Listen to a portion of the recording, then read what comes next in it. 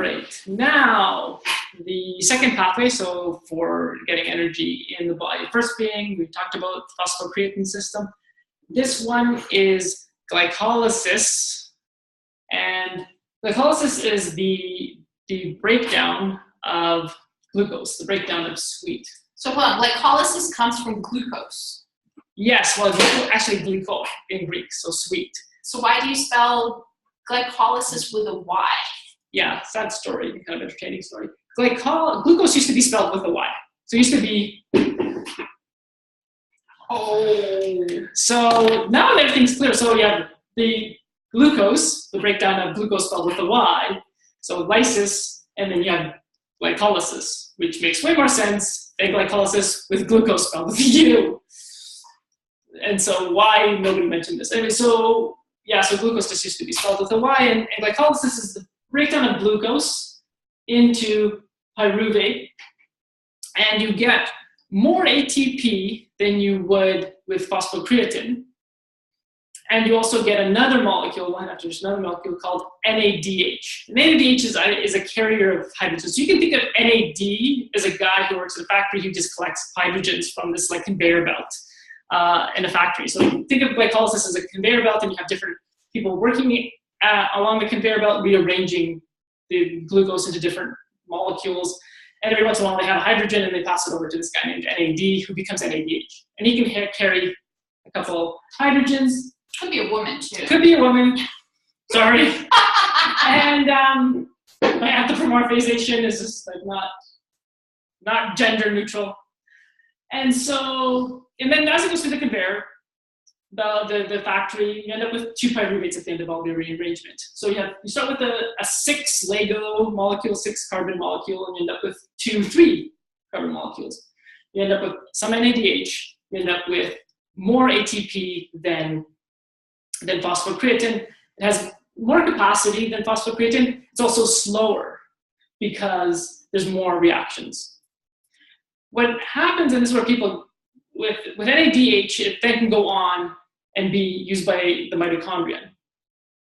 But what happens is that you can produce ATP without oxygen, without the last phase of, or that last pathway of the energy system, which is oxidative phosphorylation. And so you can get ATP without oxygen, basically. In this particular pathway, or in the previous 2 we've discussed? In the previous 2. So this one, the glycolytic pathway. And the phosphocreatine. What happens is sometimes they call it aerobic and anaerobic, which isn't 100% true, but anaerobic is basically it going all the way through, glucose being completely broken down and entering oxidative phosphorylated pathway and being completely used for energy, for ATP. That's considered aerobic, and you get more energy. And the anaerobic is where you don't need, it just basically stops at pyruvate and gets shuttled to, and this is where we get talking, shuttled to lactate.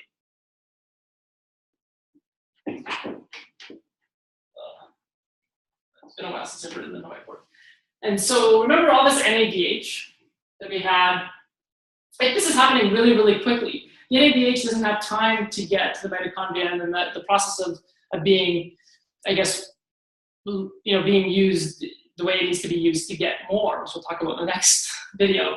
You end up with this buildup, but you need the woman or the guy to continue to get hydrogen as the glycolytic cycle continues. So what happens is NADH can give a hydrogen to lactate, and then is now back to NAD, and then go back to glucose. So this step, everybody says, oh, lactic acid, lactic this. Lactate actually reduces the amount of hydrogen ions and reduces the acidity.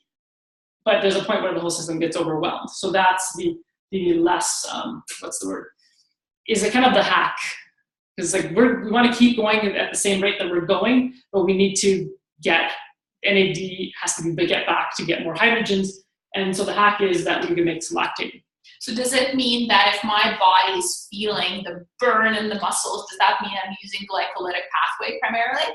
Yeah, because you're not only using the glycolytic pathway primarily, but you're also using it at a high rate, which is leading to a buildup of lactate, and also you're actually going to the point where you're actually then leading to the buildup of hydrogen ions, buildup of acid.